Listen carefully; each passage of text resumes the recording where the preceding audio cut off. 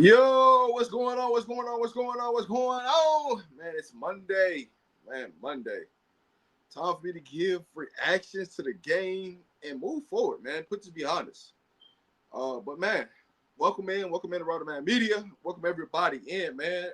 You walk in the door, man. Make sure you hit that like button. Let everybody know we in here, man. Let's have a good time. Let's talk about it. Let's react about it. Let's push it on. It's a new week, right? Non-conference game ahead of us against Wyoming. But let's talk about it, right? As you got to sit back and go through everything, you look at everything. Let's time to give my biggest takeaways. Time for me to give my biggest takeaways from this game. Man, I got a couple things that I want to say about this game. Right? And I see this in a multitude of ways. So I want to be mindful in everything I'm about to say. So part of my biggest takeaways of this game, right, is one, I feel like we was never in the state of Houston. I mean, in the state of Texas, I should say. The state of Texas is the city of Houston. Let's start there, right? I think we still, like, mind frame, body frame, everything about that game felt like we were still back in Colorado.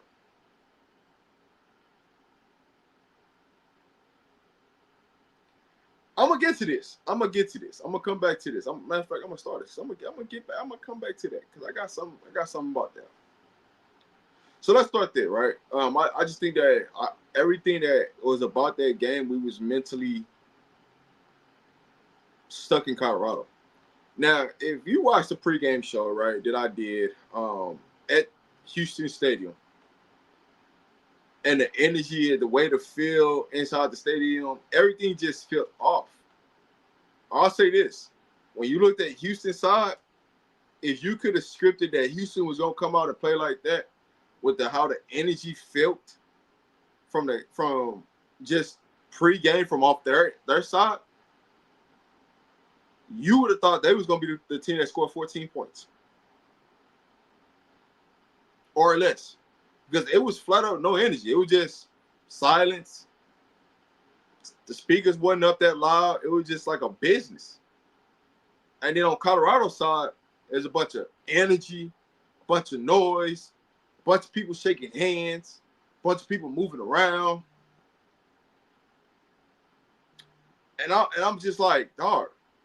And I'm sitting there as each minute ticked off, as it gets closer and closer, I'm expecting Houston, like the crowd, the energy, something like a feel like it's a football game about to be played. Was that stadium packed? By no means. The stadium wasn't even packed for Houston, right? It was a late crowd that came in. It wasn't really packed. It wasn't real like, man, it's a football game about to happen. Everything about that stadium just felt off. And it was weird. I get it. But now let's get into the real football situation, right? Because I know y'all didn't really care to hear about how the pregame was. Now let's get into the real spill of this, right? There are some moments in this game that had we took advantage of the moment, this game plays out different. There were times where I'm like, even when we was down, I want to say it was 13-0. I was like, all we got to do is score. We're back in the game. Just want to score a game. And we kept getting stops where they wasn't putting 7 on the board. They was putting 3s on the board. I'm like, it's opportunity. But offensive-wise, we got to put together 2 drives together. Being inside the stadium, I'm like this. Why can't we not run behind the left side behind Jordan Seaton and Hill? Why? Why can't we just run? Because every time we run right, hey, it's 3 or 4 yards. We run left, we're popping out big gains. We run behind the center, we're popping out big gains. Why not go with what's successful? That was my biggest takeaway. And the reason why that's my biggest takeaway is because when you look at the players that actually play good, how many snaps did they really play? The people that really play good, how many snaps did they truly play? Now, we did some shuffling on the offensive line as the game went on, right? Because Larry Johnson started that at right tackle. And then we went to the bench. So for me, I'm looking at this and I'm like, this is weird. We have success doing something, but we won't repeatedly do what we have success with. If we're having success behind the center, left guard, left tackle to run the ball, why are we not running them? Why are we not running behind them?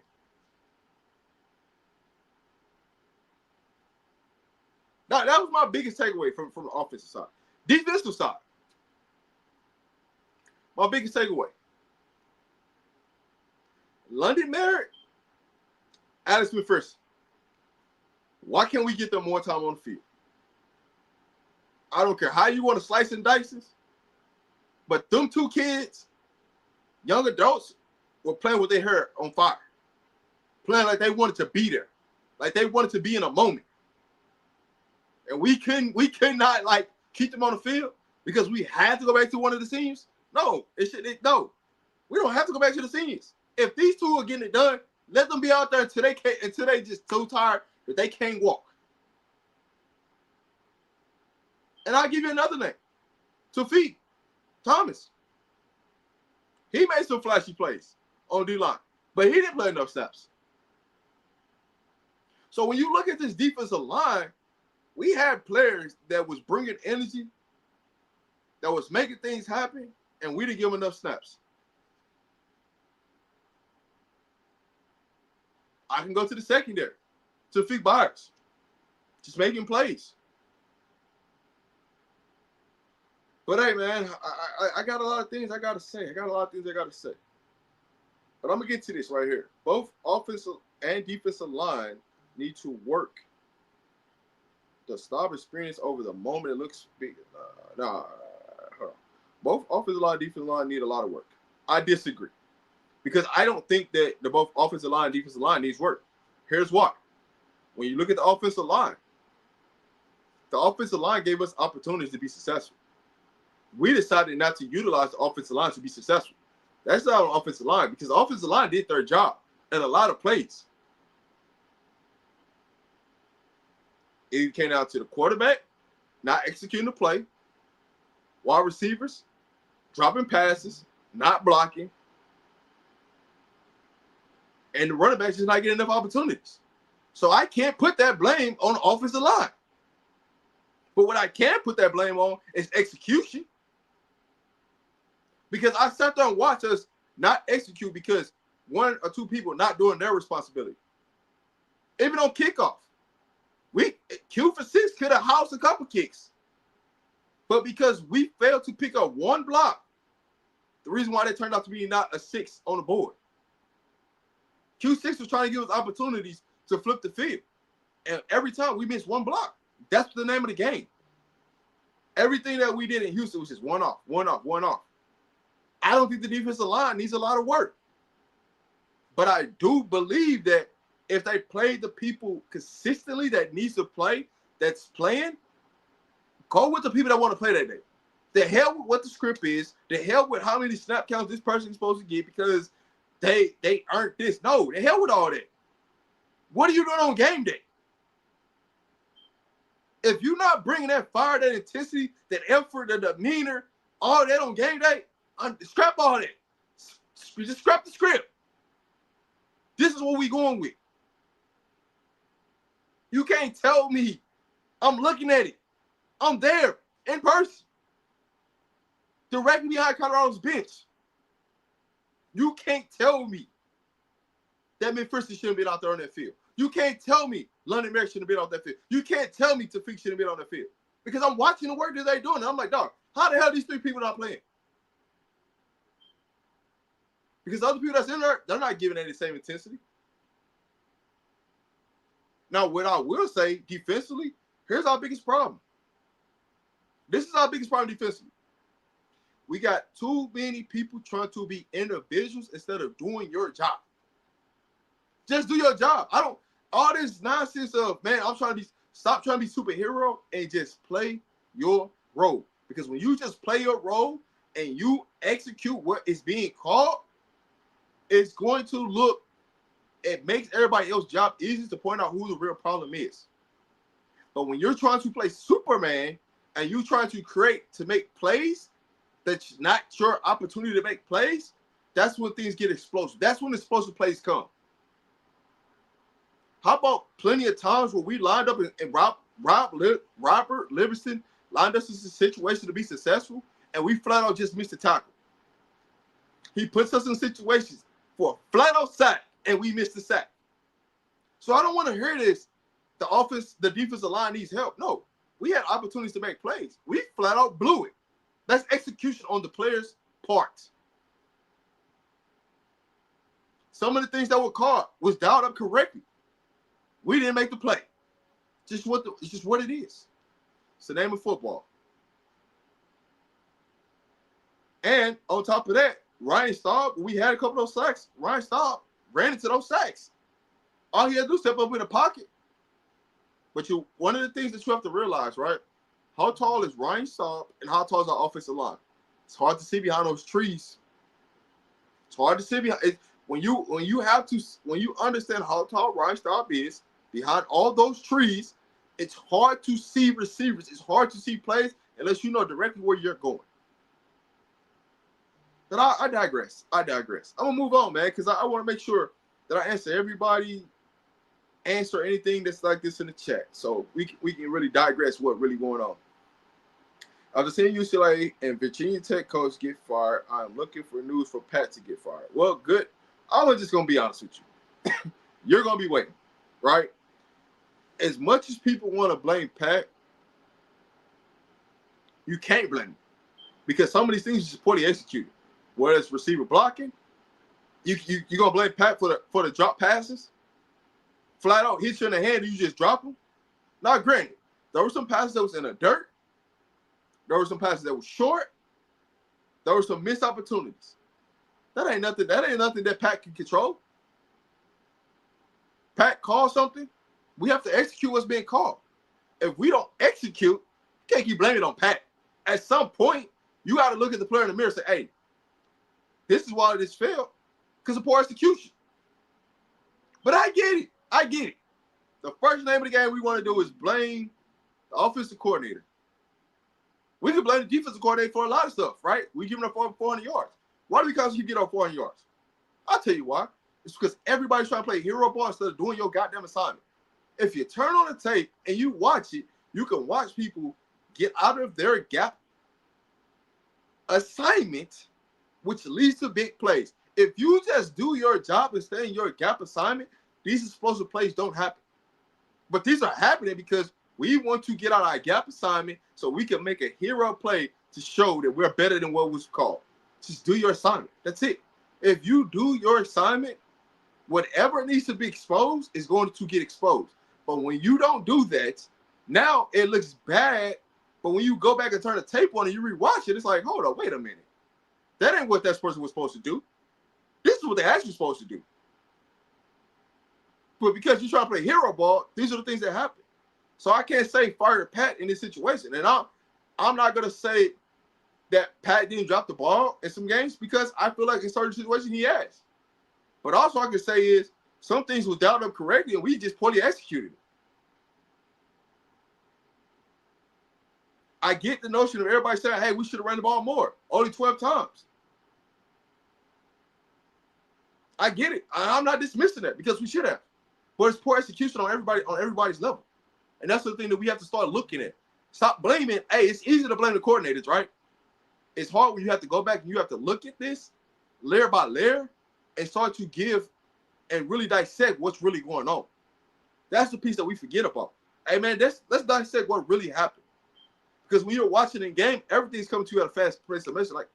But when you go back and you start rewatching games, you start slowing down and you start to understand what certain people are doing and what certain people are not doing, things will start adding up like, oh, no, that ain't the problem. This is what the real problem is. And that's why I think sometimes we get overexcited, right?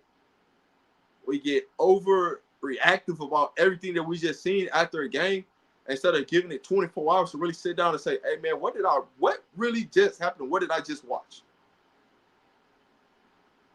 This is why I don't really never do a post game after games. It's because I already know the overreaction, win, lose, or draw, is going to be super high. But let's go back and let's break down what truly happened so we understand what's going on. That's all I'm saying.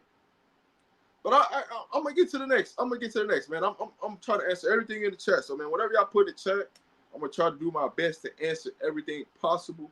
But to your answer of Pat getting fired, I don't think that's gonna happen. Not this week. Seemed look like he's checked out. Saw some videos by himself on the sideline. So let me just tell you this. Seaton is by himself every game. This ain't the first game. This ain't. Every game I've been to this season, Seaton's been by himself. Something I've never pointed out, I've never said anything about, but now that y'all see it, right? At some point, you have to say, God damn, man, like, hey, what are we doing? What are we doing? All Seaton wants to do is win. That's all he want to do. He wants you to go run the ball behind him. He wants you to run the ball behind him. But he also wants you to execute the play no matter what the play is. So I don't take it as frustration from Seaton. I just take it as he want to be great. And he's tired of being mediocre. What else would you want? If Seaton was over there and he was happy, being joyful, sitting on the bench, how would you take it then?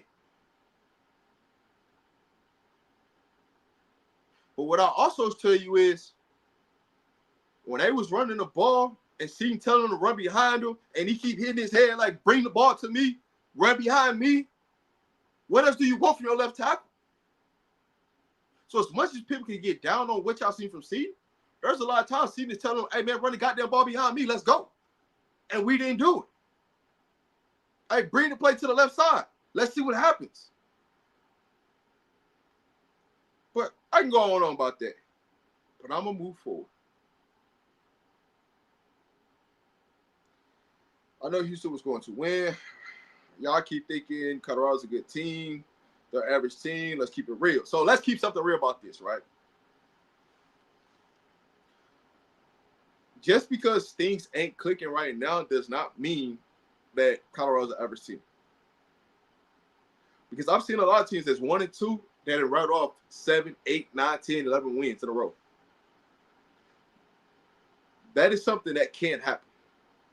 But what I can tell you right now, the only way that's going to happen is if everybody sit down and stop trying to play hero ball and play as a team. But I get it. It's people like you, right? When Colorado wins, you know where to be found. But the minute they lose, you always got something to say. So I love people like you. I love when, something doesn't seem to go well and y'all like to pop up then.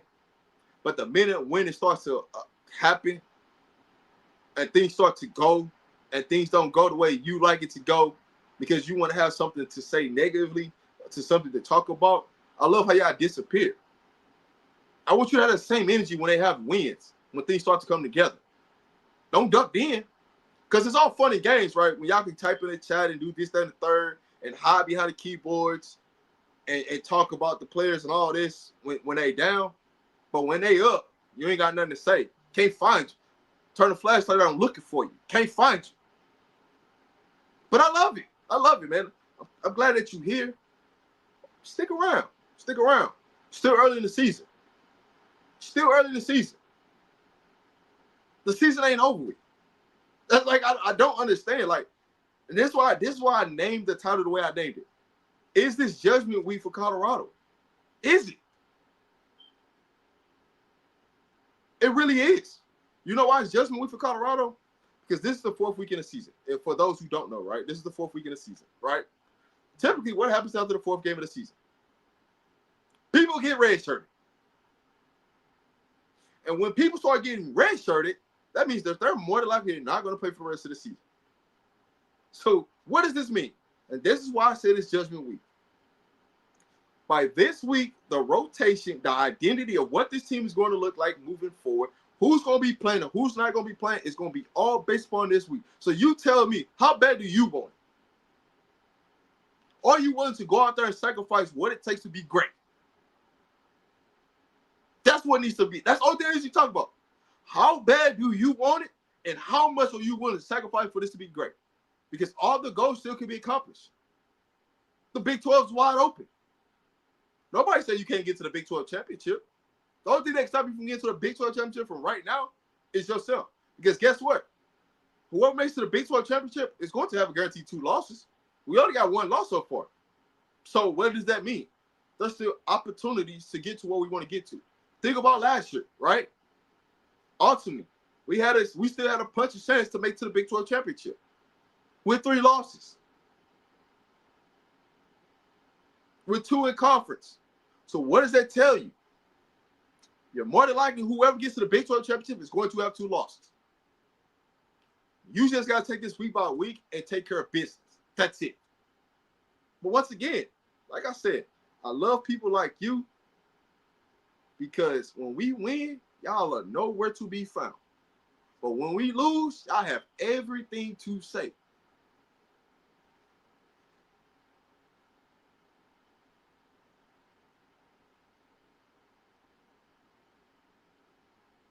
First play of the game, lost 4 yards up the middle, is unacceptable. Hey, listen, I will give you that. I like honestly, listen, I'm gonna tell you this. There are going to be negative plays that happen in the game, right? There are going to be positive plays that happen in the game. You have to adjust, right?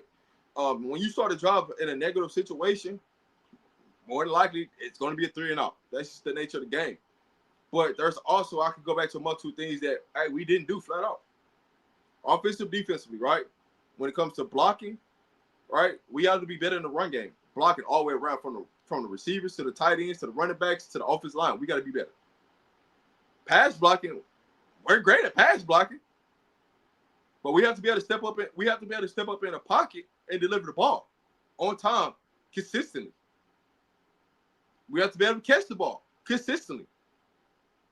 We have to put the quarterback in easier situations for completions. We have to change up the route running, where it's not always curls, hooks, like speed outs, right? Change up the looks, change up the formations. Those are things that are controllable. Just saying.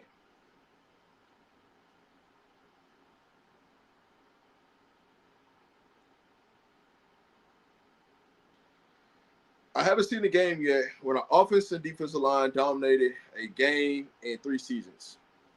That's a lie. You know why I'm going to tell you that's a lie? Did you not watch UCF last year? Did you not watch how we changed formations, dominated on both sides of the ball? Did you not watch that game? Or how about the last game of the season? We played against Oklahoma State. When they put up a goose egg. Did you not watch that game? So if you're going to be real, right, and you want to have an opinion, whatever your opinion is, I don't even care what that is. But if you're going to speak, please be honest. Please. Because if you want to be honest, right, the last game of the season, what happened? I mean, I don't know what you have to do to down. What did you consider? Let me take this back. Let me strip this back. What do you consider as dominating a game? That's the real question. Because we might be on 2 different levels when you talk about dominating the game.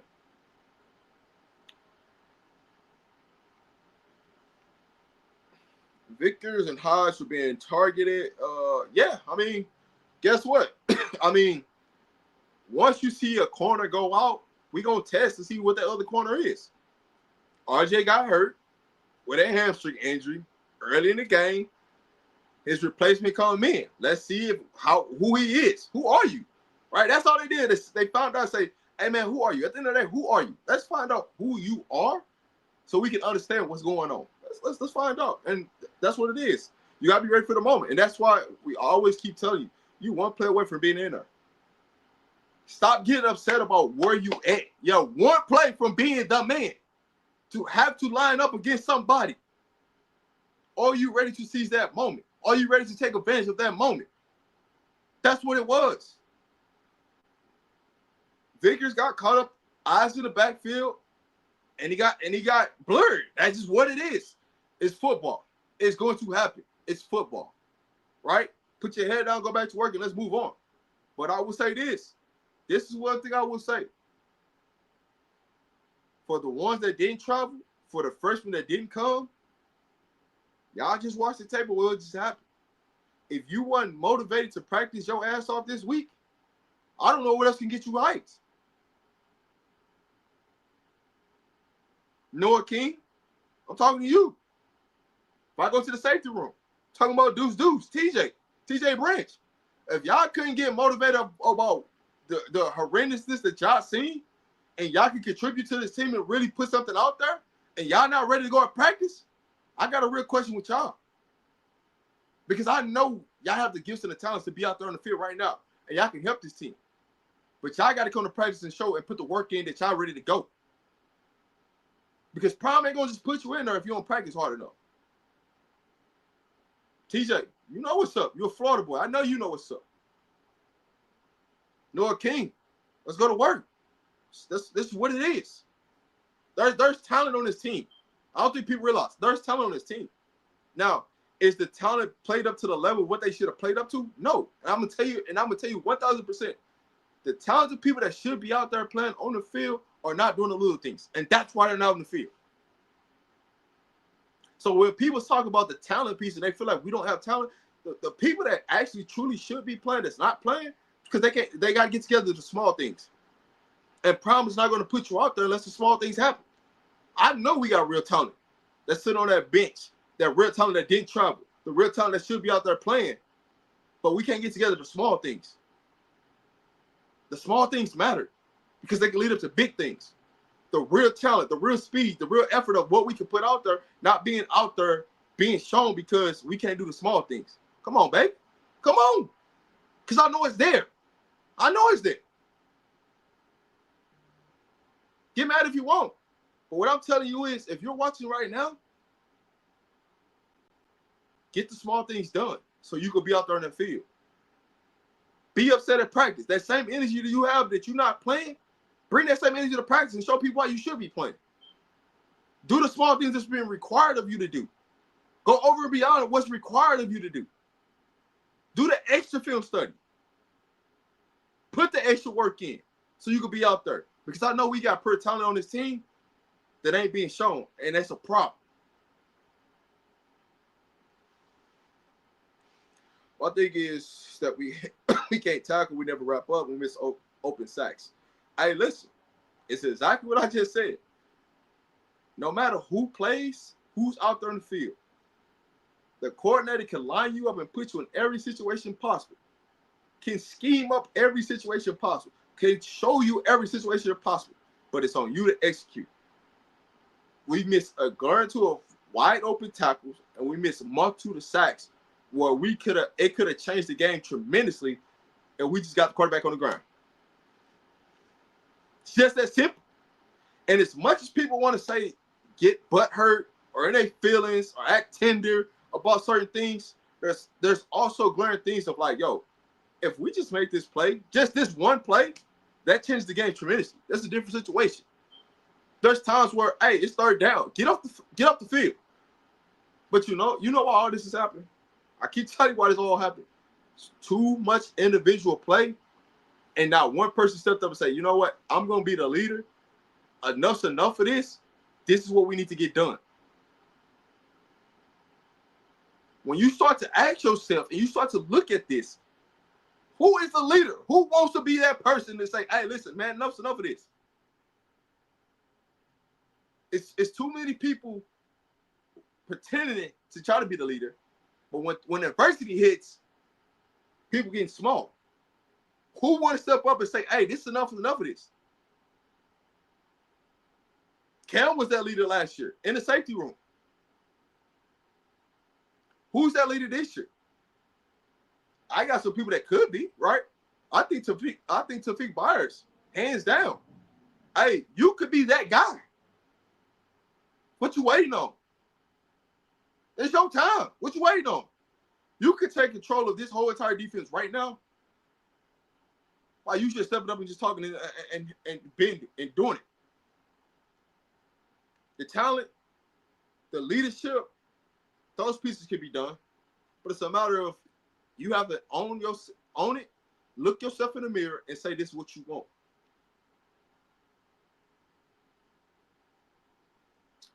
You could tell Stobbs shouldn't be out there neither. I disagree.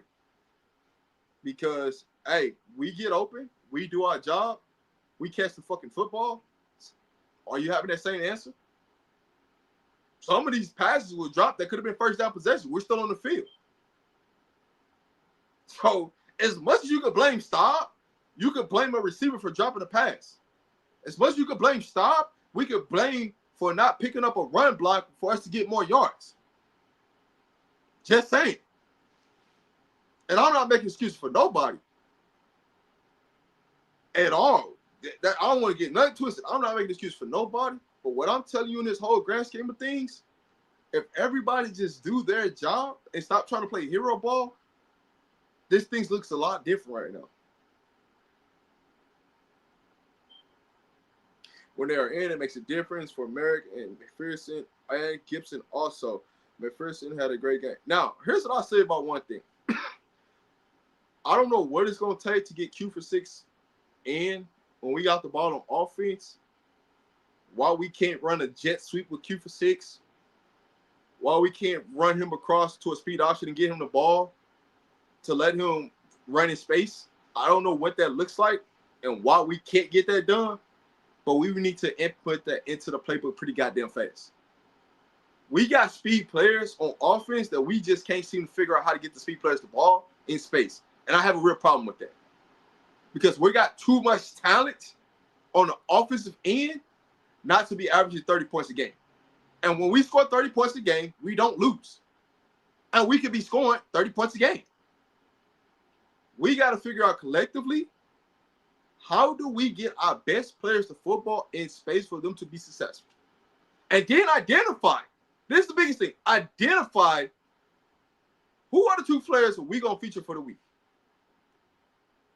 Take the quarterback out of the situation. What two players are we going to feature this week and play off those two players and let everything else happen? When we simplify the game and say, hey, we're going to go with these two players as 1A, 1B, and go from there, everything else will work itself out. But we got to identify who's supposed to be that person.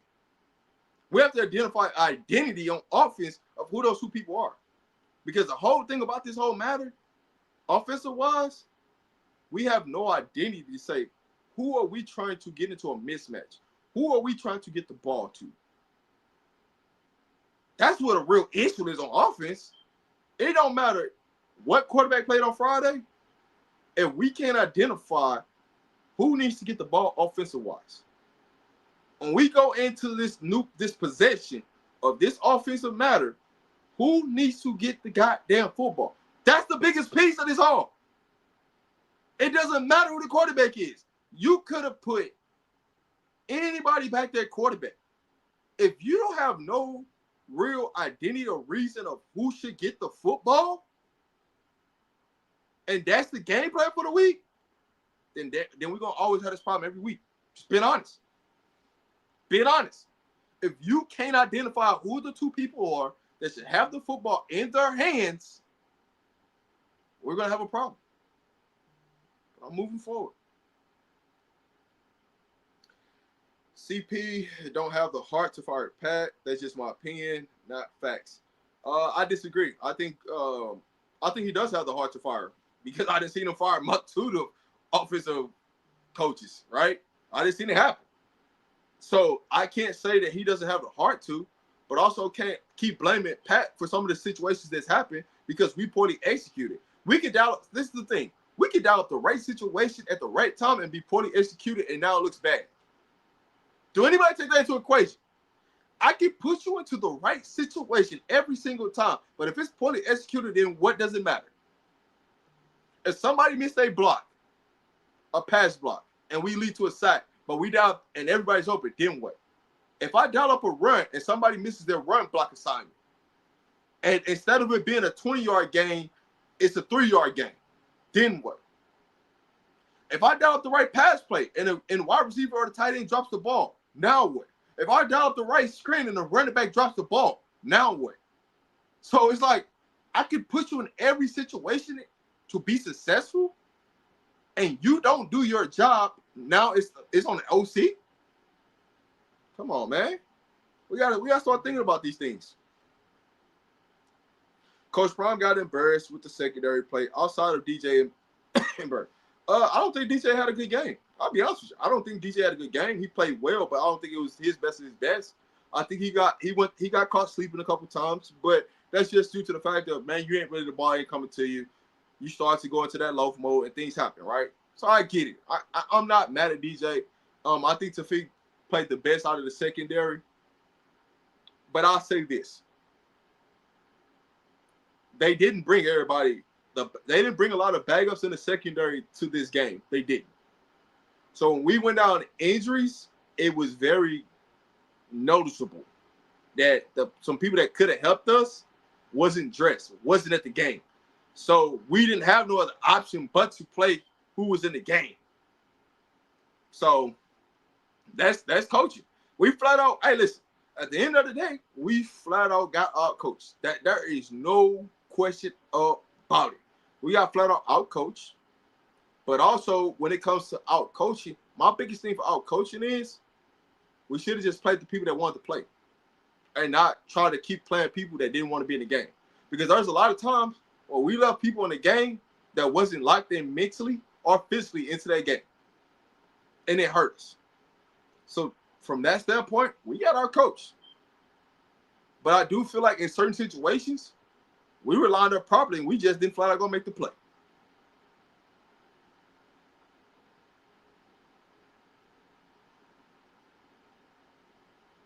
If they don't want to block, call a different play.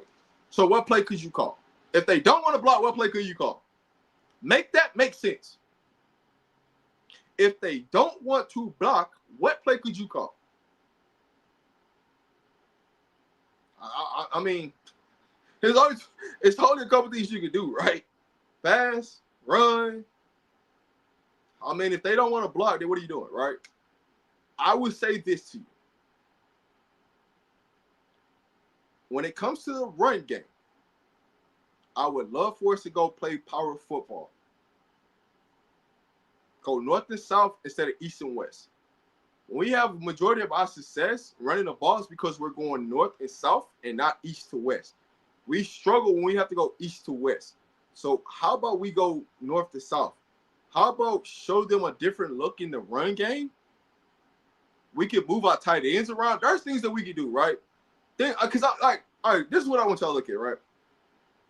And this is the thing that blows me the most about this. When we had Shedeur Sanders, we put him in pistol action.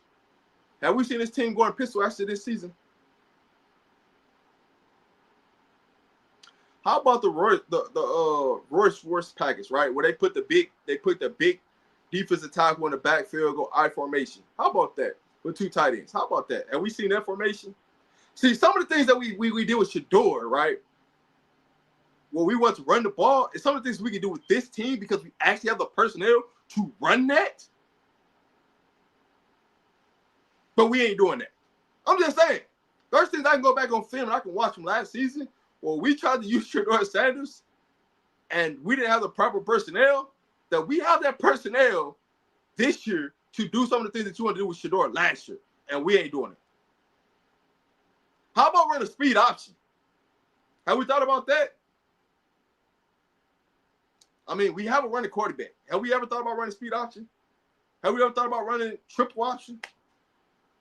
You know, how we RPO, fake the RPO, and run a speed option off the fake? I mean, I can go on and on about what we can do, this, that, and third, but at the end of the day, it comes out of execution. So with all that being said, no matter what you call, if we can't execute the play, it doesn't matter. Colorado keeps getting stopped for negative yards on first down. Trying to run. They could have passed on first down. Listen, here's what I'll say to you. And I keep saying this. All right, listen. When you become predictable, this is things that's going to happen. Everybody in their mama know, hey, first down, Pat Sherman's going to keep running the ball. First down, he's going to keep running the ball. So all these defenses are doing, run blitzing, run blitz, run blitz, run blitz. Until one day, until you come out and say, you know what? The hell with all this. You know what I'm going to do? Play fake it. Hey, man, allow them to all come. Hey, let's double screen right over top of their head. Like, this is just, Math, you know, just make the math. But two, also, think about it like this. You have the ability to change the play call audible into something else. So if you see that we don't have the numbers based upon what's called, check it to something else. Make the defense give you a different look. Just saying, this is football 101 common sense. It's what it is, man. It's what it is.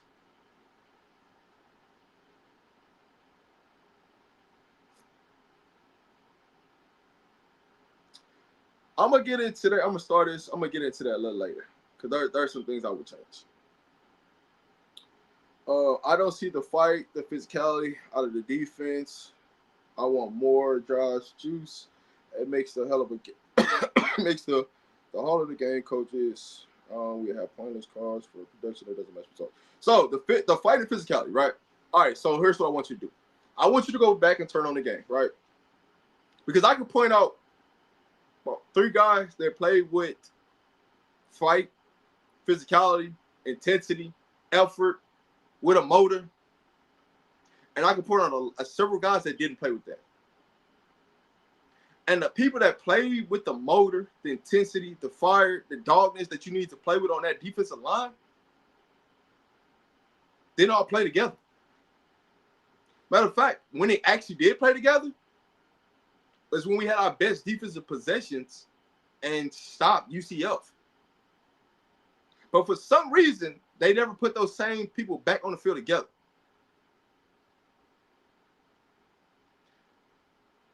You ain't got to be the smartest person in the room, but when you got some people that's winning at a good win rate, you might want to keep them on the field a little bit longer. That's all I'm saying. I'm not the smartest person in the world, and I'm not claiming to be. But when you actually go back and rewatch the game, there are some players that actually did play well on defense, but they was never out there and played enough snaps to make a bigger difference, which could have changed that layer of their game.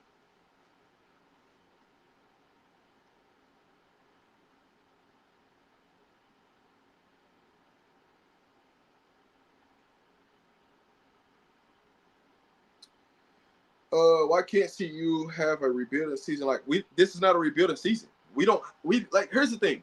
It shouldn't be a rebuilding season. That's what the real problem is, right? This shouldn't be a rebuilding season. This should be building off momentum. Just because you don't have a Shedeur Sanders doesn't mean that you have to go into rebuild mode. That's just not. It doesn't work that way, right? You have the pieces to be successful. Now, do you have all the NFL talent that you have? No, we don't. But we do have good to great college players that can get it done on a week in, week out basis. And if we just clean up certain things and certain people play and make plays that's supposed to make plays, you don't look at this season as a rebuilding season. This season shouldn't be a rebuilding season. This should be building foundation for the next season, the next season, the next season. This shouldn't be a rebuilding season. So the notion to say this is a rebuilding season, that's unacceptable. It's unacceptable.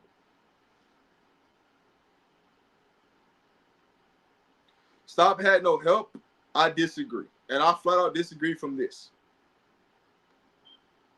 If you hit the wide open person, what are we talking about? If we catch the ball, what are we talking about? If we run the ball, what are we talking about? Right? In the run game, we had success. Take the pressure off stops. But that was jobs in the second half where we went 3 and out. We didn't even get a running back a chance. We went pass. Just because you're down does not mean that you have to pass. There's time score situations where you can do that. There's time situations in score where you can get your quarterback into a rhythm to make the game easy. Did we do that? So we got to ask ourselves, how easy did we make the game for Staub for him to be successful? That's the difference. And then after those 15 scripted plays, whatever 15 plays you scripted out, after those 15 plays, now what do we do?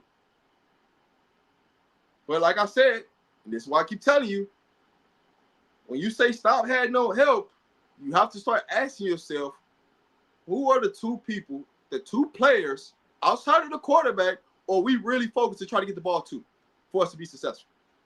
That is the biggest question that you need to ask. Who are those two people? Who are those two guys that we are focused to get the ball in their hands where we can be successful? I can tell you right now, 26, Price, Pierce, whatever. He should be high on that list to be number one. Hey, man, we got to get the ball many times in his hand behind his offensive line, running the ball north and south. Because every time he touches the ball, something positive happens. Every time we get the ball in his hands, we getting big gains. We getting big chunks. We getting positive plays. That should be one. Right? At the wide receiver level. Hey, when we get the ball to 9, what are we doing? Positive things happen, right? We have to figure out who are the two guys that we're going to focus on. Think about it like this. Look at last year, right? When we had our success, right? Option 1, Travis Hunter. Option 2, LeJohntay. I'm going to say this again. Option 1, Travis Hunter. Option 2, LeJohntay. 2 wide receivers. We pinpointed who we want to get the ball to for us to be successful. Who are those 2 people this year? It could be a running back. It could be a tight end. It could be a wide receiver. But pick 2 people and just go forward. And that'll build an identity fast. If you can pick those 2 people, hey, we got to make sure that we get these 2 people involved in your personnel. Everything else goes away.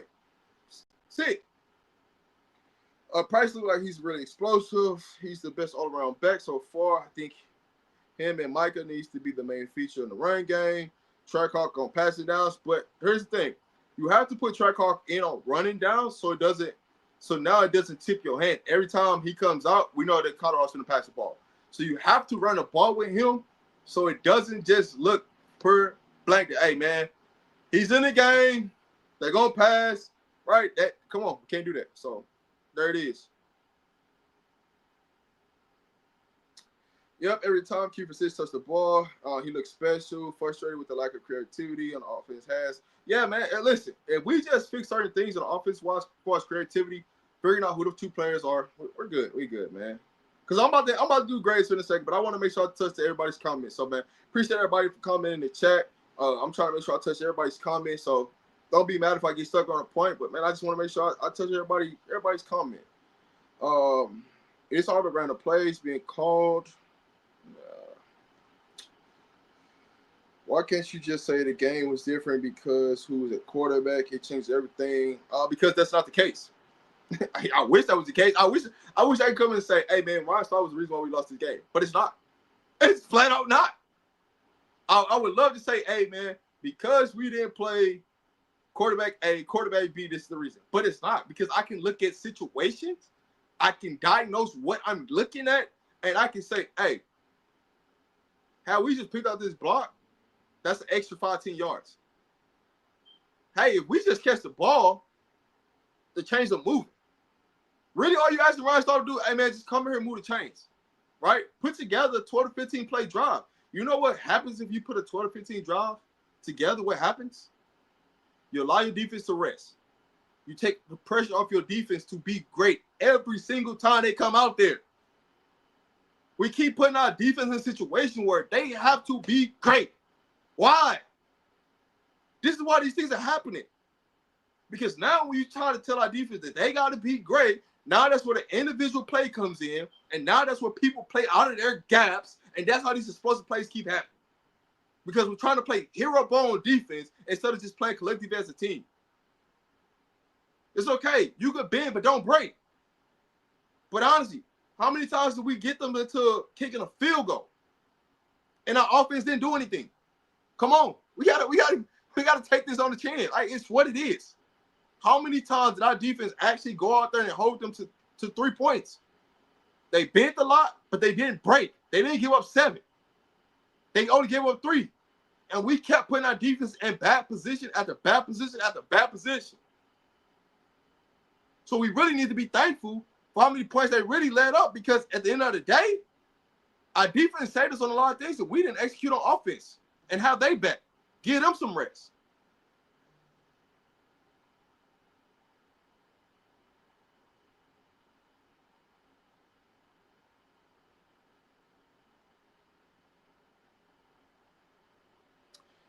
Why are we not playing Isaiah Hodge at wide receiver?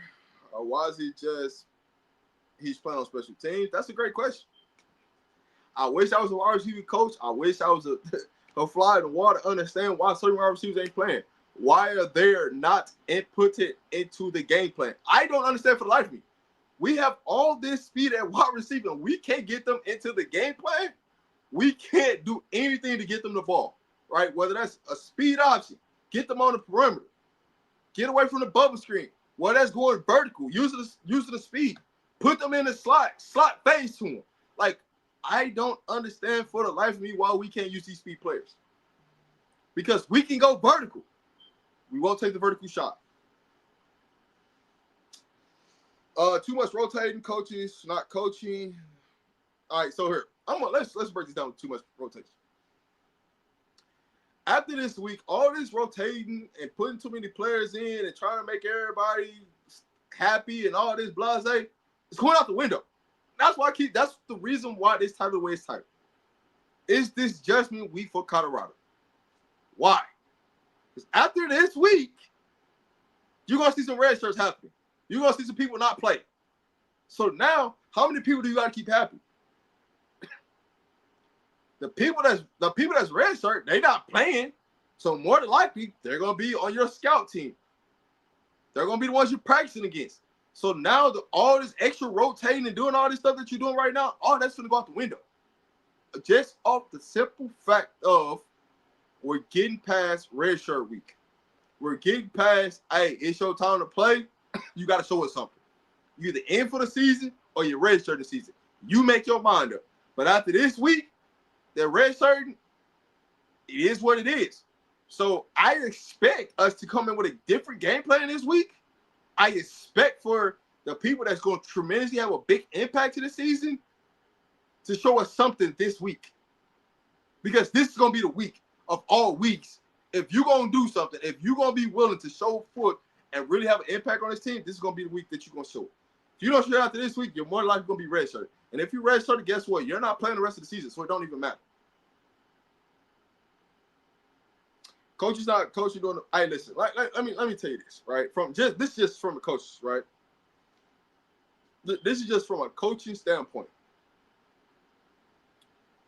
You can coach your ass off in a game, and it can look like you're not coaching based upon players not executing. I'm going to say this again for the people that's in the back. You can coach your butt off in a game and give every tip, every situation, everything that you can to help your player be successful. If your player don't come out and execute the technique, the understanding of the situation that they're in, that's not on the coach. That's on the player. So at what point does the player get any accountability, even though they've been coached, they've been shown, they've been taught, they've been, they didn't watch the video of it, and then they go out and F it up. How much is that on coaching? Just saying.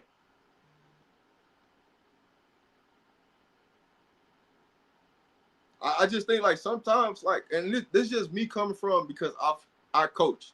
So I understand what these coaches go through on a day-to-day basis. I understand like, hey, I could put this person in the best situation possible and still fail.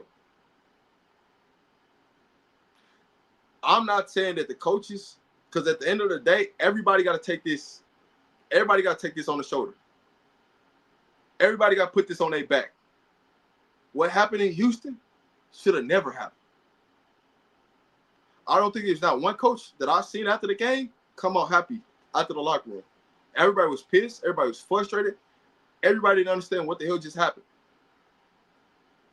You can put the best game plan in the world, but if your players don't go out there and execute, what does it matter? And it's happened to the best of the best. It's happened to the Nick Sabans of the world, the Bill Belichick's of the world. You can put so much of a great game plan in, your players just don't have it. It's just one of them games where your players just don't have it.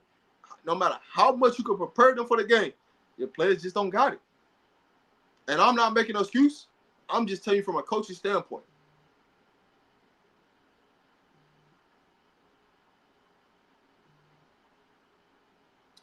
All the receivers brought in and expected to have a quarterback who can deliver them the ball. So far, no one No one with accuracy, 4-5 wins the team, gives you a chance. See if he can deliver the ball. So here's what I'll say to this, right? How many drops did the wide receivers have in Houston? That's how accurate I want you to have with this statement. The wide receivers brought in with the expectation to have a quarterback who would deliver on the ball. How many drops did the wide receivers have that could have provided us first downs? How many situations where the ball hit your two hands and you dropped the ball? How many times did we have, if we catch the ball, it could have been a touchdown? I'm thinking about one play in particular where Houston came on the blitz. We picked up the blitz. Omarion Miller had a quick slant. Hit his two hands. He dropped the ball. He catches that ball. That's to the house for 70 yards.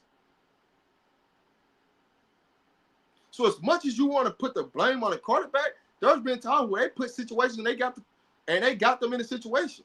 How about, hey, we get the ball to Draylon. He drops the ball. Do we not think about these things? I get it. We're frustrated. We want to type it. But at the same time, think about exactly what happened in the game.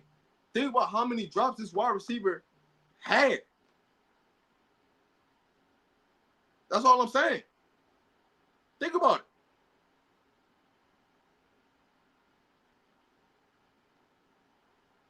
Livingston needs to play more zone than man. CU is not getting pushed up front to play all man.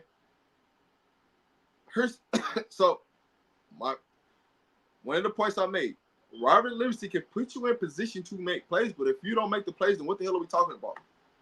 We had opportunities to have sacks and didn't get the quarterback on the ground. We had situations where we blitzed, was at the quarterback, and didn't get the quarterback on the ground. We had opportunities to make wide open layup tackles, and we didn't make them. So us playing man versus us playing the zone, it would have made a difference. Because if I put you in the opportunity to go make plays and it's flat out right there in your face and you don't make it, that ain't on the coordinator. That's legit on the player. So us playing more man than playing zone, in reality, Robert Livingston called a game and gave us opportunities to make play after play after play after play. And we didn't make the plays.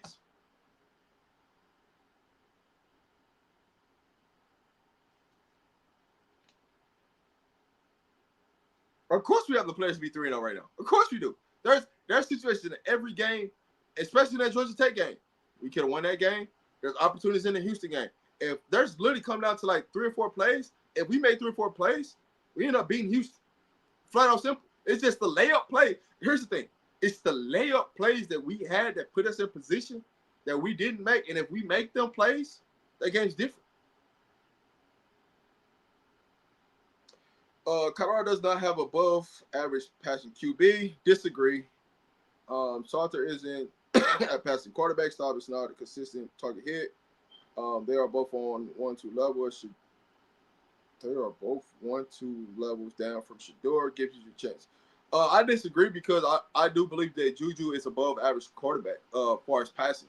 Juju can deliver any pass on the field. He can make any throw. But it's not his time yet. It's what it is. Staub is more of a rhythm quarterback, right? He wants that quick pass. Get him quick throws, right? Once he gets quick throws and he can settle down and settle into a game, Ryan Staub is fine, right? But you also can't put everything on Ryan Staub's hand when you got receivers out there dropping the ball. That's just the truth of the matter. Now, if you want to talk about Salter, I don't think that he's a good on-the-run quarterback, but he doesn't need to be a dynamic passer of the ball. He just needs to be a football player. Just be a football player. That's all I want. That's all I'm asking from K-Star. Just be a football player. Whatever you've done to get to this level, right, just do that. Don't go do nothing and try to be this pocket quarterback that you're not, because you don't climb up in a pocket. That's not what you do. That's not your game. All I'm asking you to do is just be a football player and be great. If you be a football player, everything else is handle itself. Free Pat about his duties. Hey man, 1 or 2 plays, everything that changes, man. Y'all don't even think about Pat. Let's just be real. I think we're not going to be a good team this season. Colton Hood is it's missing so freaking bad. Like I keep saying, there's talent on the bench that could be playing. It's the small things that's keeping them off the field. That if we allow we got some freak athletes that's on the bench, they can help us. But it's the little things that they're not doing consistently, and that's the reason why they're not playing. And that's the reason why you haven't seen them this season. And I'm not trying to make no excuses for anybody, because it's just as well as I'm telling them this, at the same time when I see them, I'm telling them, hey man, you need to get your ass to work. That's flat out what it is. And that ain't me sugarcoating nothing.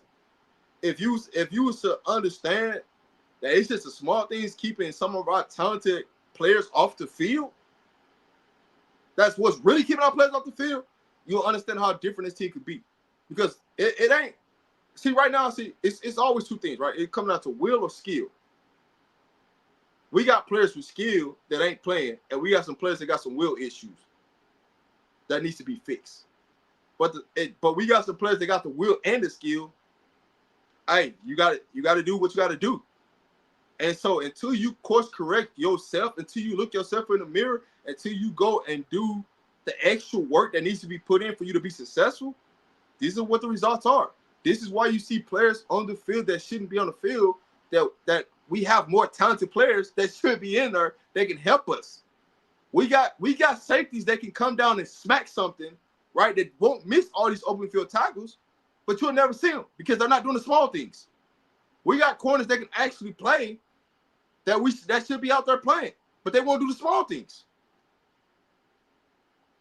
So you got to ask yourself, how much are you willing to sacrifice for the team for you to be out there to play? And if you're not willing to sacrifice anything and you want to live as an individual, then these are the results that's going to happen. I think CU is living off of last year's team, a lot of unproven. They need their own identity. I don't think that they're living off of last year's team, but I do agree they do need their own identity, and that's the thing that hasn't been established, right? Of identifying who are the 2 players that we're gonna mainly focus around, because last year they had those 2 players.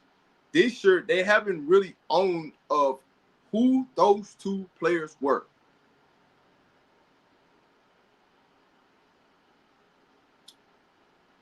Can you explain how redshirt work? Things going forward, players.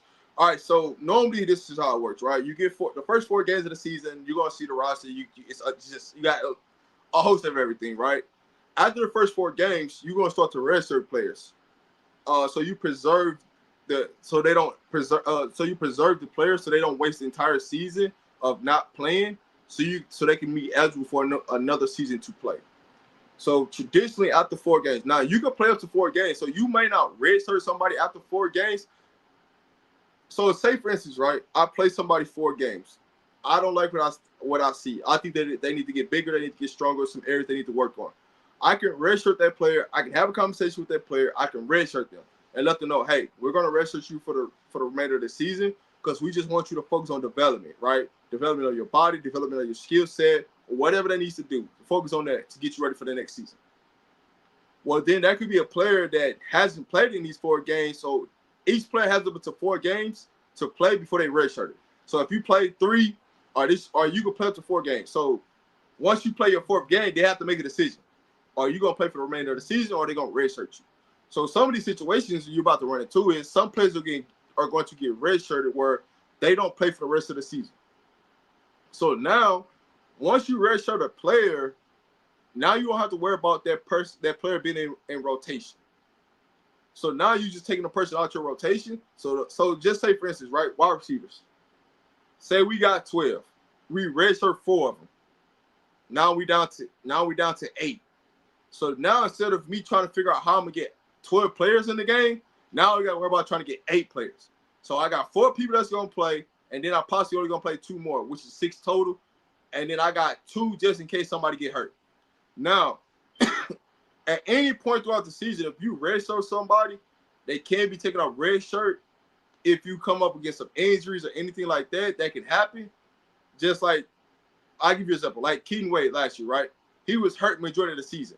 By the time he came back, it was the middle of the season. Well, he thought he was only going to play 4 games in redshirt.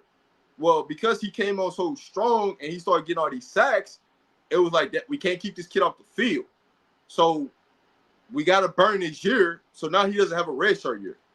So he lost half of the season, which is the entire year in football terms. So for those that want clarity of what a redshirt is you're going to start to eliminate players on the roster of being eligible to play in the game by redshirting them to preserve them for eligibility for the following years.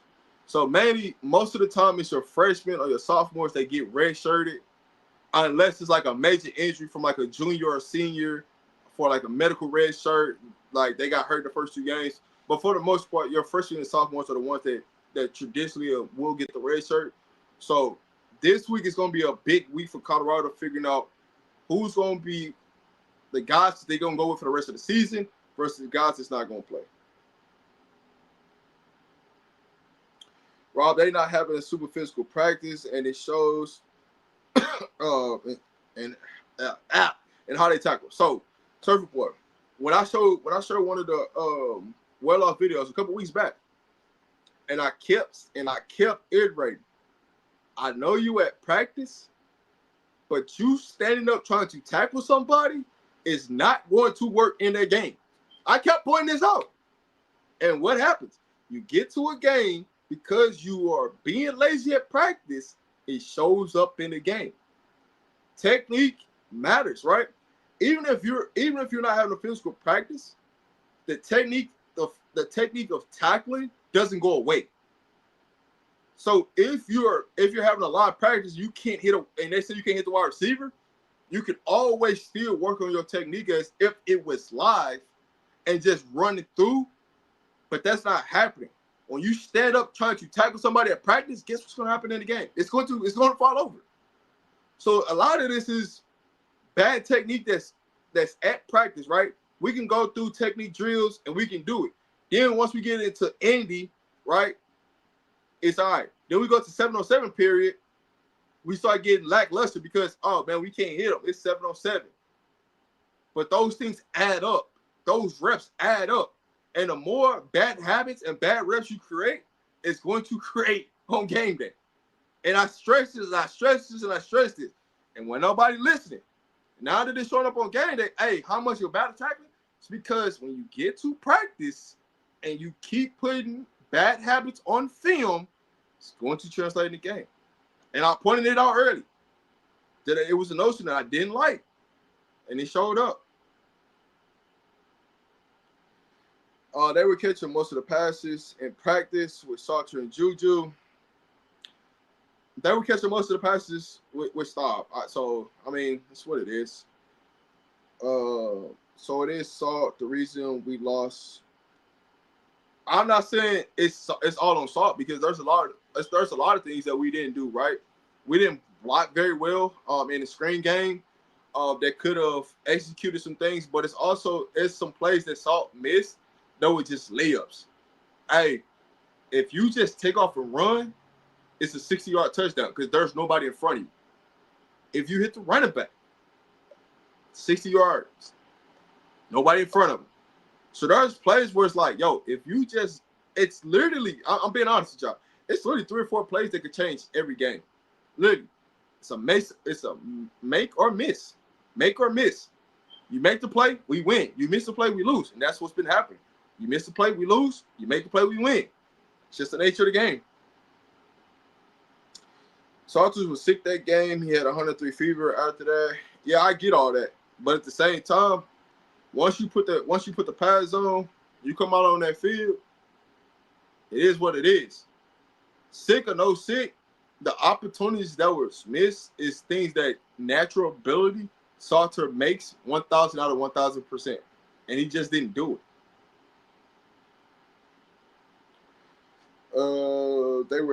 They were dropping the ball because those passes were low and someone were behind them. All right, listen. If you put 2 hands on a football, it's yours. If you put 2 hands on a football, it's yours. That's just a rule of thumb. If you put two hands on it, you got to catch it. Because here's the thing, right? And the reason why I'm saying this is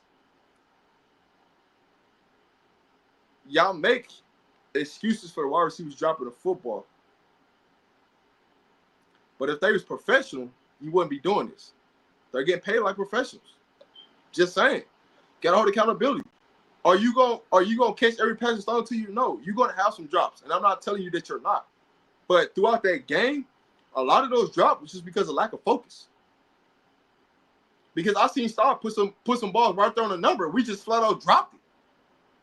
I give you some of the ones that was low. Okay, I give it to you. I give you some of the ones that was thrown in the dirt. I give it to you. But the ones that's hitting you right smack there in the chest and hitting your numbers, and you still drop them, can't give you that. So there were passes where, hey, they hit you, right? Adjustment. Things that you work on in practice that just flat out didn't get done. So we can sit here and make that excuse, but at the same time, some of them passes hit them right there, smack down the numbers, and they didn't make them.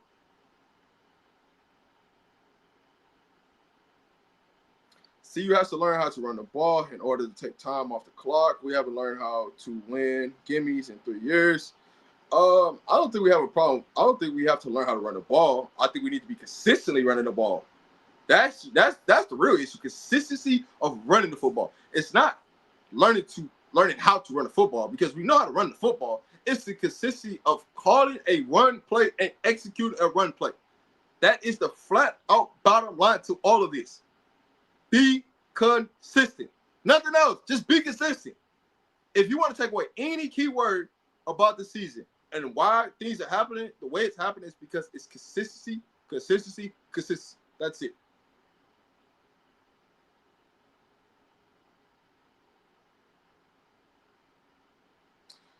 Truth is, Pat is horrible play calling, period, even if CU was winning more games. I mean, it comes down to execution, right?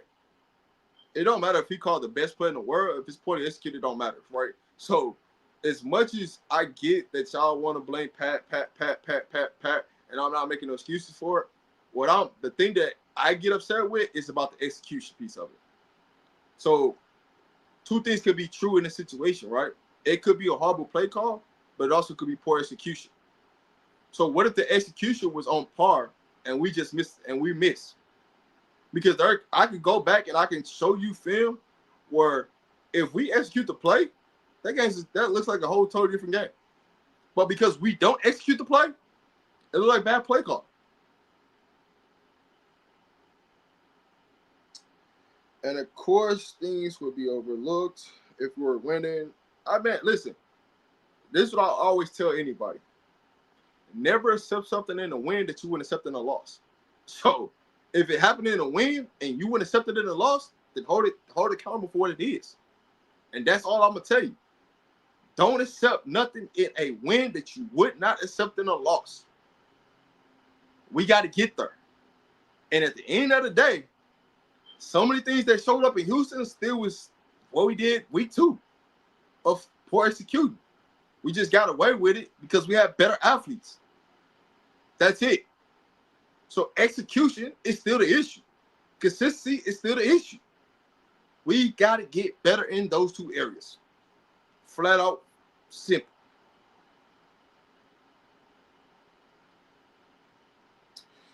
Why are we getting more consistency? Push up front, a huge offensive line. One is, what kind of position are we putting offensive line in? You ask, why are we not getting more consistent push up front? What are we telling the offensive line to do? Are we telling them to go east and west, or are we telling them to go north and south? Think about that logically. What are we telling this offensive line to do? Are we telling them to go east and west, or are we telling them to go north and south? If we tell this offensive line to go north and south, I think we get a different push. If we're telling this team to go east and west, it's going to look different. Because now when you tell a team east and west, it's easy to shoot a gap. Because you're creating more opportunities. You're creating more gap opportunities for somebody to hit that hole and go hit something.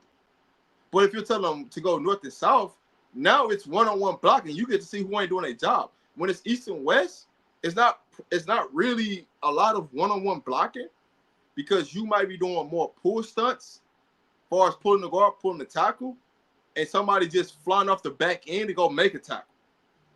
when you're going north and south, you can tell easily who getting beat like a drum, or you can fix it. So part of it is it's hard to fix the problem when you're not going north and south, you're going east and west. And if we're going to go east and west, then we need to become a zone read team. That's what we need to become. But we're not trying to play zone read. We have no identity of who we want to get the ball to. And once we understand who we want to get, the two players that we want to get the ball to consistently, that fixes that run part in the offense.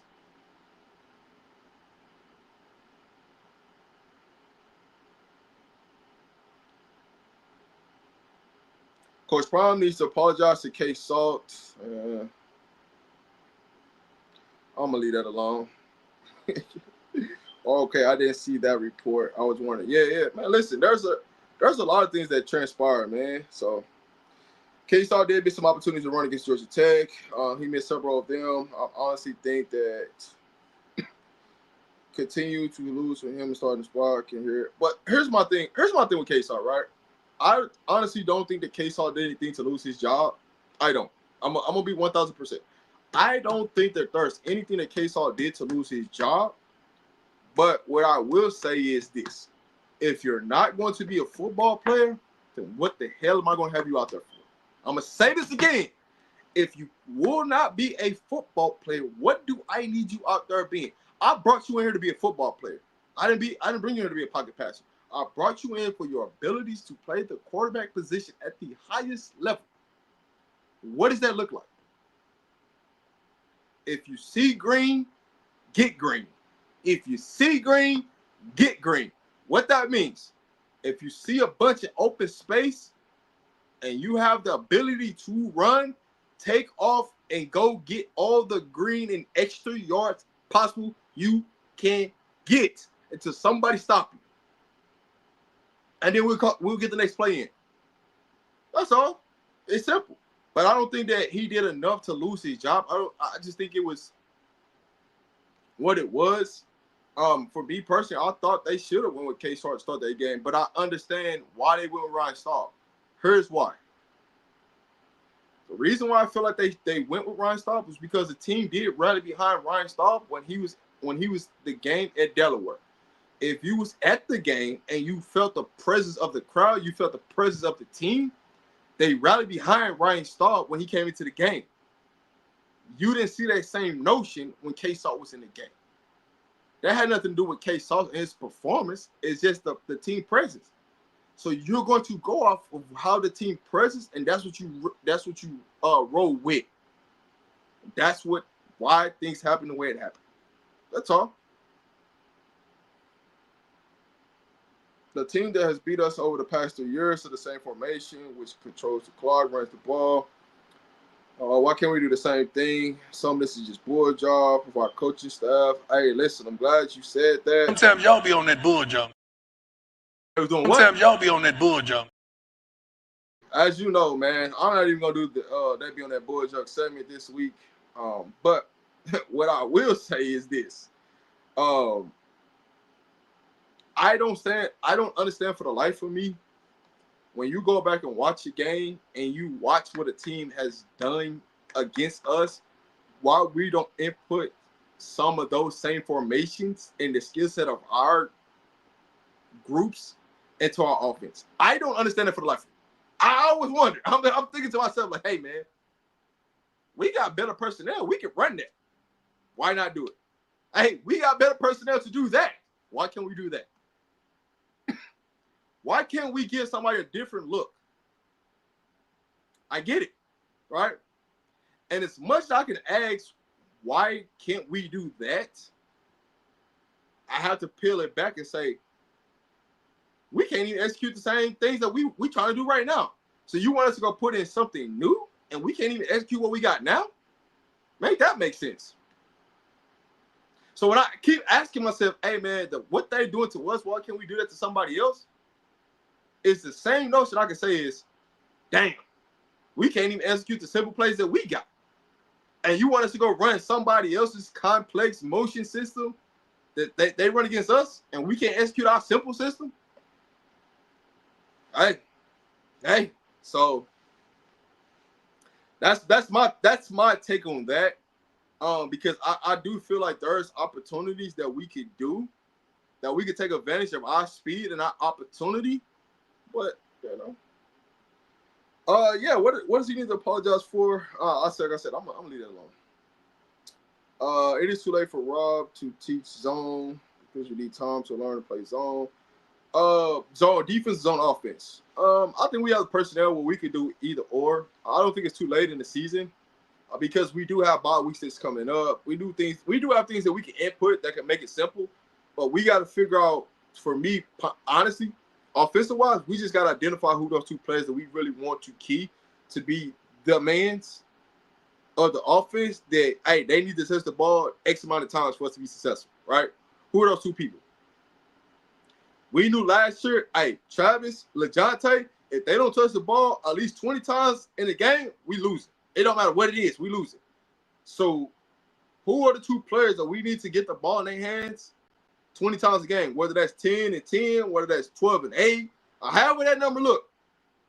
At least 20 plays is scripted to these two guys where they get the ball and we have success. That's all I'm saying.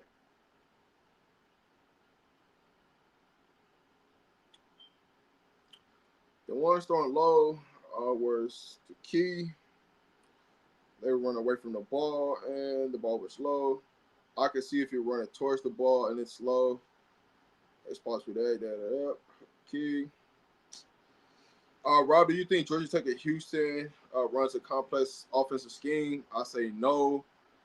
I think it's rather simply, honestly. They have the players brought in. But the only thing that they do is motion. That's it. They motion players, and all they're trying to do is get a one-on-one matchup. If we get a one-on-one matchup, boom, we got what we want, right? And it's creating one-on-one opportunities. And so when people talk about creativity and offense, we just haven't created one-on-one situations for us to be successful. We haven't created enough. I should say that. We haven't created enough one-on-one situations for us to be successful. When we create one-on-one situations, that's when you see explosive plays. You see explosive plays out of practice because we created one-on-one situation, one-on-one blocking situations for us to be successful. When we had the price to succeed, right? One-on-one situation where all he had to do was beat his man and throw it up to him. We haven't created enough one-on-one situations for us to be successful. And the teams that we have played against, when they have played against our defense, they have created one-on-one situations and took advantage of those one-on-one situations.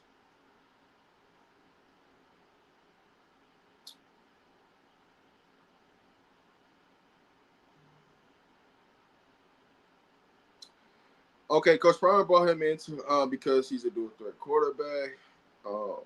He's not using those skill sets in the game. That's the reason why I think he lost the starting spot. I mean, to be honest, I don't think Coach Prime would ever probably say why he lost his starting job. I would say this to that is that, hey man, you just gotta be yourself. You gotta be a football player. That's my real things. Having said that, I hope he starts against U of A.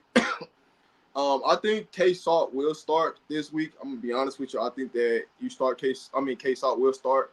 But like I said, I just need K-Salt to be a starting quarterback. I mean, just be a football player and play off of his abilities. Nothing less, nothing less, right?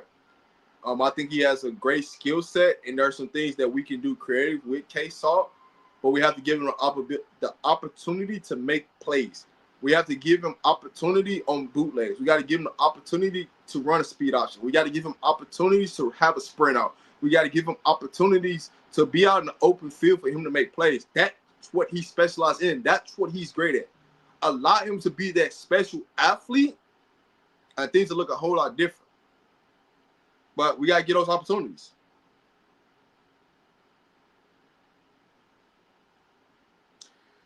How is team?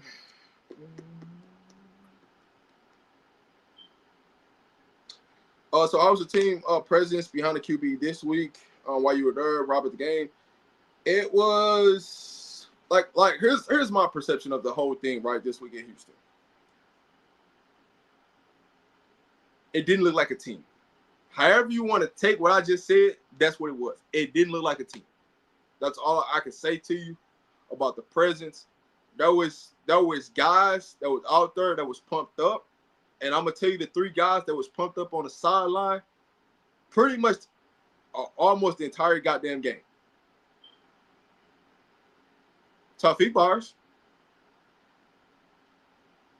McPherson, Jordan C. Them are the three players. The entire majority of the entire game was pumped up to play that goddamn football game. The entire game. So there's no wonder why McPherson had the game he had. There's no wonder why Tawfiq had the game that he had. The safety, number 7, right? And there's the reason why you seen Jordan C doing what he was doing. Like I said, it comes down to being locked in mentally, physically, and just staying in the moment. Because a lot of the times in the moment, yo, we score a touchdown, we take a heart and soul.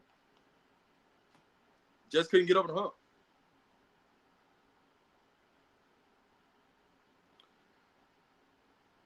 If you don't, then just leave. I mean, nobody tell you to stay here. That's all I can tell you. Nobody tell you to stay here. So that's on you. If you don't care, then leave. Right? There's nobody forcing you to be here. Right? If you don't care.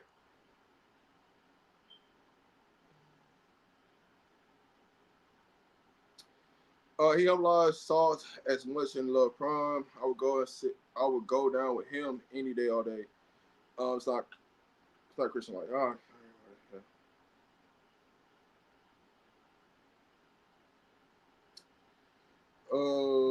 And those people booing him, if he was in Mississippi, it would have been a black area that wasn't.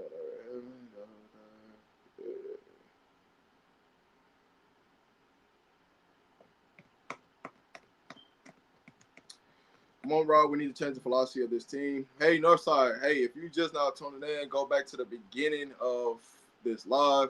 Well, I just told you. At the end of the day, the end all be all, you have to find two people on offense. Identify who those 2 people are for us to be successful. That's why we don't have identity. That's why there's no philosophy in this goddamn offense, because we haven't identified who those 2 players that needs to touch the ball a big percentage of the game for us to be successful. When we identify who those 2 people are, you're going to see a different philosophy. You're going to see a different scheme. You're going to see more success on the offense. So until those 2 people come up and step up forward of who those 2 people are going to be in the offense, these are going to be the results. Just saying. Take it however you want to take it. Rob, have you seen Miami play? What kind of team are we facing? So Miami, they got a good defense. Offensive-wise, they're still trying to figure things out. This is an actual rebuilding year for Wyoming. So for us, this is a team that we should take our business on. How much of business we're going to take care of is still to be shown. It's still to be seen. But we have to figure out what this identity of this team is this week. Because like I said, this is judgment week for this team. At the end of the day, this is judgment week, right? We're going to find out who's going to be playing moving forward, who's going to be red-shirted, and who ain't going to be red-shirted. So whoever ain't going to be red-shirted, that's who's going to be playing. But one of the things that I dislike the most is this. And I'm going to say this, and I'm going to be very blunt about this. For us to have 38 seniors on the team, I'm disappointed in every senior that's on the team. Here's why. When you have that many seniors on the team, there's 2 things that shouldn't have to be asked: leadership, effort, intensity, passion. Those things should be non-negotiable. With that many seniors on the roster, that should be non-negotiable. But for some reason, it is. So for the 38 seniors, y'all gonna have to pick a lane. How do y'all want this season to play out? Win, lose, or draw, everybody else got another year to come back. Y'all don't. So for the 38 seniors, this is y'all real judgment week. How y'all want this season to go? That's who I'm most disappointed with. the hell with the team, because I truly believe that we have a lot of young talent. Do I think we're using a lot of the young talent? I don't. I don't think that a lot of the young talent is being played because we're trying to give all the seniors and upperclassmen a lot of playing time. And we have talented players that's young that could be playing and really balling and really give us opportunity to go win. So once again, for the 38 seniors that we have on this team, it's time to pick a lane. It's time to pick a street. What do you want to do? What do you want to accomplish out of this season? The heck what everybody else think. What do you want to accomplish? As a matter of fact, I need to make it even better. I put it in pen what you want to accomplish for the rest of the season. And then by the end of the season, what you wrote in pen, let's see if you accomplish those goals. Ain't no talking needs to be done. Just write it down on pen, go out and perform, and let's see what it looks like at the end. But that's my biggest disappointment. If I had to take a biggest takeaway right now, is the leadership piece of this team. The leadership piece. The reason why we are in the situation we're in right now is because the leadership piece of this team right now constructed. Who's gonna step up and say enough's enough with this? Who's the person that's gonna say, hey man, we ain't doing this no more? The buck stops here. The buck stops here. Who's gonna be that leader? That's all I'm asking. I don't even need you to answer me the question, because y'all know what it is. Y'all know y'all gonna see me in person. I just want you to go out and show it. That's all.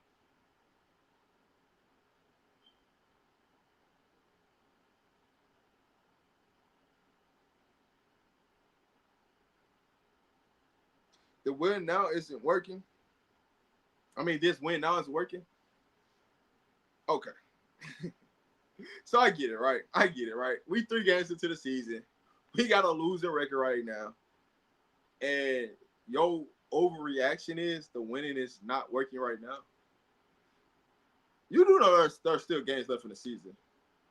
You do know that there's still opportunities to fix what's going on right now, right? You do know if we make 4 or 5 plays, these games are different. We possibly 3-0 right now, right? So I get it, right? I get it. As a fan, you're gonna overreact. It's all good. Northside, it's all good, right? I love when you guys overreact. You guys have this freak out, this blowout, this crash out. I love it. You know why I love it? Because the minute they start winning, y'all ain't nowhere to be found. That's what I love about it. But I want y'all to come back when they start winning. They start executing at a high level. I want y'all to come back. I want to see what your comments is. That's all I care for, right? Because the same notion is how y'all be so pumped up to see CU lose. When they win, where be that same energy at? That's what I want to know. Where be that same energy when they win? It's the beginning of the season. Things are going to happen, right? But I can look at a multitude of teams across college football going through the same situation as Colorado. We can look at Clemson. They're going through the same goddamn thing as Colorado right now. And there's a top 25 team. Just saying. So it's what it is, man. When they get things turned around, man, I just want y'all to have the same energy. That's all. Now, hey, listen. If you allow the young guys to play, I think this season, honestly, I'm being honest with you. If you allow these young players to play right now, I think we're 3-0. I believe we're 3-0 right now. That's just the truth of the matter for me. If you allow the young players to play, I believe we're 3-0 right now. But I'm not the coach. I'm just here. Prime didn't bring in Saw. That's the recruiting Corey in box. No matter, it does not matter who brought him in. He's here. It don't matter. I don't care who gets the credit, whether it's Box, whether it's Corey, whoever. At the end of the day, he's here. And you can say Prime didn't bring him in, but let me tell you one thing about one thing. Prime has to sign off on any offer that comes through. So for you to be on the roster, Prime had to bring you in. So it don't matter who recruited you to get there. At the end of the day, Prime still got to sign off on it. Otherwise, you don't have an official offer. Commendable offer at that. Because that's really what it is. It's a commendable offer. Anybody can get an offer. They can offer anybody in this chat right now. Is it commendable? Did Coach Prime sign off on it? That's a whole different other story.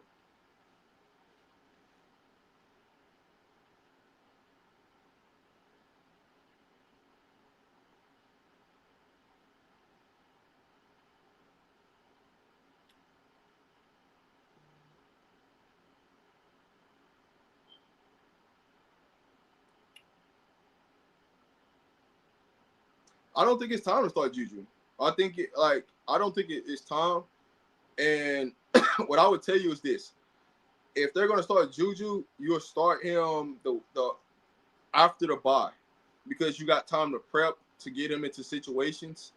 But I don't think it's time to start Juju. I think there's plenty of things that can be corrected, easy, fast, and they can get us back, right? Because we should beat Wyoming, which is 2-2. Then the real test comes, right? What did we learn? Because now we're up against BYU. What did we learn? So there's going to be some gut checks. There's going to be some things that happen. So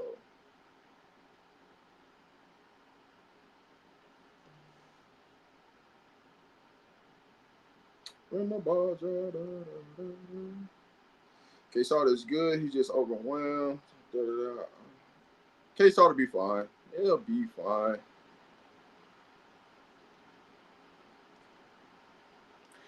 No, sir. I'm not trying to make K-Salt do anything. What I told you is you put him into a speed option.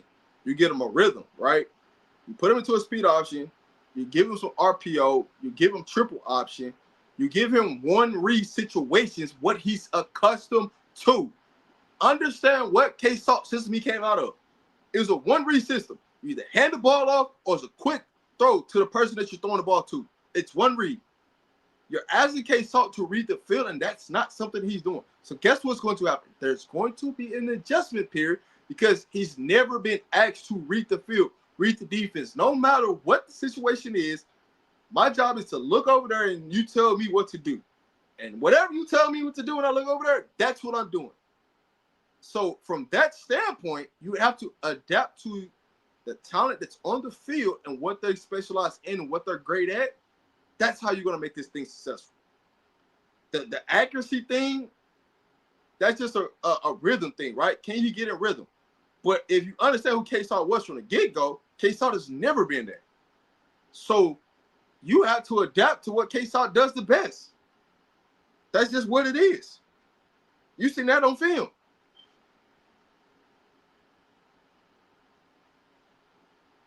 I don't think K-Salt was scared of the Georgia Tech. I don't think that's the case. I just think it was him not being a football player. Him trying to be like Shador when we need to be like K-Salt. We don't need you to be a pocket passer. We just need you to be a football player. But over and over again, right, when Coach Prime keeps saying, hey, we need him to be a football player. Hey, we didn't bring him in to do that. Hey, we brought him to do this. And then he goes and shows you the exact same thing that Coach Prime kept talking about. Y'all try to act like Prime ain't tell you from the get-go. He told you it.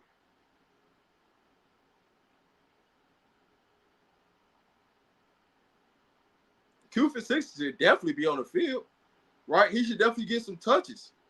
We got too much speed that's just sitting on the bench, but hey.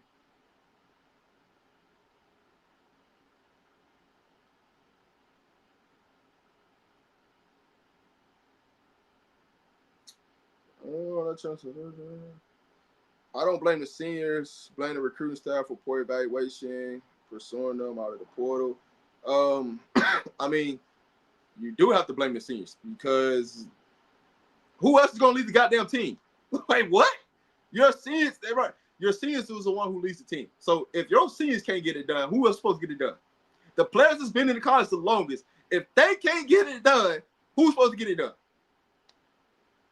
But I guess that's Pat Sherman, right? Pat Sherman's the reason why, right? Because the seniors can't get it done. Pat Sherman's the reason, right? Come on, dog. Come on, baby. We got to make our mind up.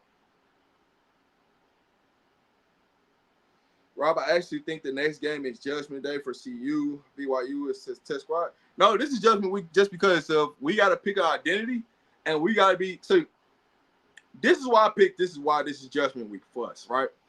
A layer of things, right? One, it's redshirt week, right? Who's gonna be in? Who's gonna be out? Two, you got to pick an identity of what that's gonna look like, and you got a week to prepare it to get ready for next week. So for me, that's why I look at this as judgment week, right? You gonna whatever streets you pick this week, you need to stay with that and move forward. There ain't no, hey, we're gonna do this week and then do that next week and then do this week and then do that next week. No, whatever the decision is or what you go with this week, that's what you need to build on going into the next weeks. That's all I'm saying.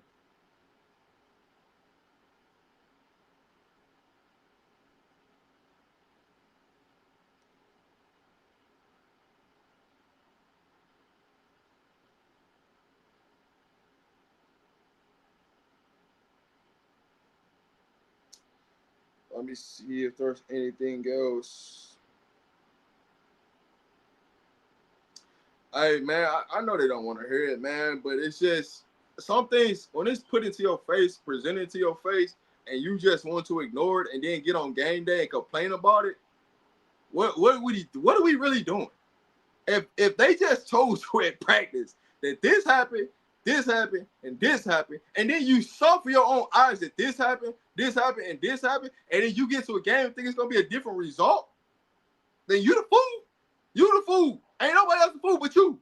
Because, hey, I told you what happened, right? In the media, I told you what happened. You went and saw what happened. You even complained about it happening in practice, and then you see it on game day. What the hell you get emotional about then?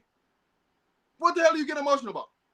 Because everything that they told you, exactly what they told you happened, and explain to you how it happened and what happened, and then you see it on game day, and then you look like, oh, there.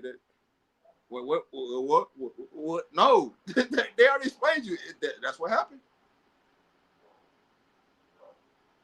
Now, I can tell you this. You say play the best players is all I want to see. I can tell you this. If the best players would just do their freaking job and do the little things, you will see a different result of this team. Keep in mind, Jaheim Otis, all that money we spent on him in the offseason, he didn't play that game. He didn't play at Houston.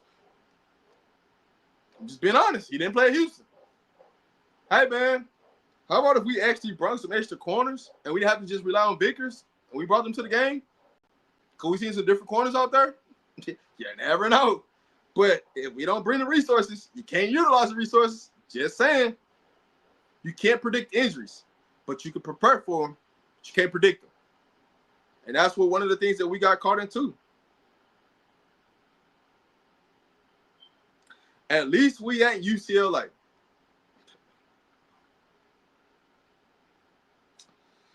I think Juju will be fine. He really do. Hey, listen. First of all, let's the thing with Juju, right? I'm sick and tired of this. Juju's in college a whole year in advance than what he's supposed to be in college. A whole year in advance. He's not supposed to be in college right now. He's still supposed to be in high school. So no matter win, lose, or draw, he's already got an upper advantage of being on campus, learning, developing. They're going to build the team around Juju next year. But we can't worry about next year. We have to focus on what's going on right now this year. And there's some things that we can fix that can truly get us there. If you were UCLA, I would say some of the Brown fans would need the wellness check. Yeah, right. The fact that CU didn't customize the offense in case starters, it is dumbfounded. I'm just being honest, it is, right? So that's the only thing you can truly fix. I'm about to answer a couple more, and then we about to get up out this thing, man. But hey, man, it's been a great show, man. Appreciate everybody sending questions in. We're just having a conversation, man. Because these ones I don't normally do, right? Because normally, my brother on here, Coach Dre, but he has some things he couldn't make. So, hey, man, listen. We had a different type of show tonight, man. I love these type of shows.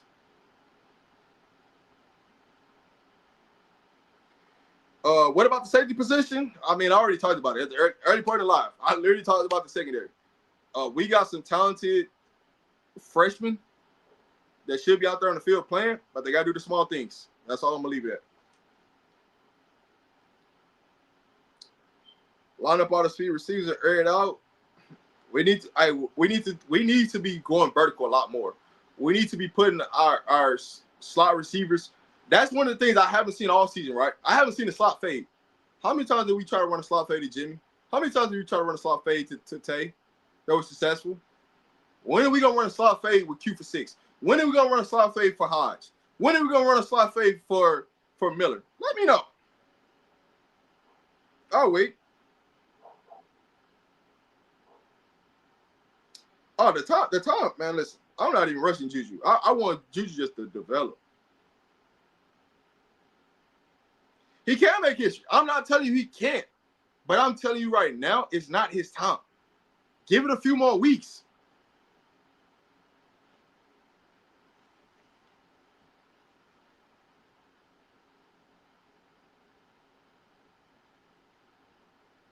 No more Stoudemire. He starts. Hey, man. I'm going to leave that alone, man. I'm going to leave that alone. All right, y'all. So I got to everybody's. I'm going to answer this last one for the CU aunties because they got a show on Wednesday. But what would you change going to the next game? What I would change going into the next game is just simplifying everything across the board, right? We know that we're a much better team than Wyoming, talented-wise, everything across the board. But we need to have a real reality check. Coaches, players, everybody is a total, right? We need to have a players-only meeting. Let's get that into order, right? The coaches, just put the best players out there. Just rip the Band-Aid off and put the best players. And who cares who gets into their feelings? Because guess what? If they get into their feelings, they're going to transfer or they're not going to transfer. That's just the reality of how it is, right? They going to get in their feelings, they're going to transfer or they ain't going to transfer. You ain't going to be able to control it one way or another. You might as well play the best of the best and see what you got for the next season. I think we did a great job in recruiting, especially for the high school talent. You might as well just let them ball out and go play and figure it out from there. Allow them to make the plays, coach them up, because guess what? I'll tell you this, the players that's come with the most fire, the most passion, the most energy, it's been the freshmen. Q for 6, McPherson, London Merritt. Do I need to keep going? The players that came with the most energy, it's been the true freshmen. Let them play. Let them rock out.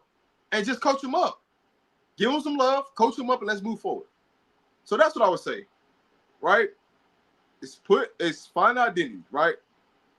My things, right, is what would I do to change against this Wyoming game is identify 2 players on this offense that say, hey, they must touch the ball for us to be successful. 2 players. These 2 players have to touch the ball for us to be successful. Figure out who those 2 players and work around everybody else. Defensively, put the players out there that's going to give you the best ability to win, that's going to play with their hair on fire, that's going to play with some passion, that's going to play with some emotion, that's going to play like they have a sense of urgency. That's what you do. No matter what level of classification they got, whether they're freshman or whether they're senior, put the best players out there and just let it ride. That's what's going to make this thing successful. But what I'm going to tell you is this. If you're going to put them out there, they have to make sure that they're doing the small things. That's classwork, film study, weight room, being to practice on time, putting in extra reps, those things. So I don't want you to put nobody out there that ain't doing the small things, because those things matter. And as long as the small things are happening, play them and just live whatever mistakes they make that you're going to coach up, because they're going to be to the best coachable kids that you can have, right? Because guess what? When you got seniors, it's hard to teach an old dog new tricks. It's easy to teach these freshmen what you want and have them set a standard. Allow the freshmen to help you set that standard for moving forward. With that being said, y'all, I'm going to see y'all in the next one, man. I'm out.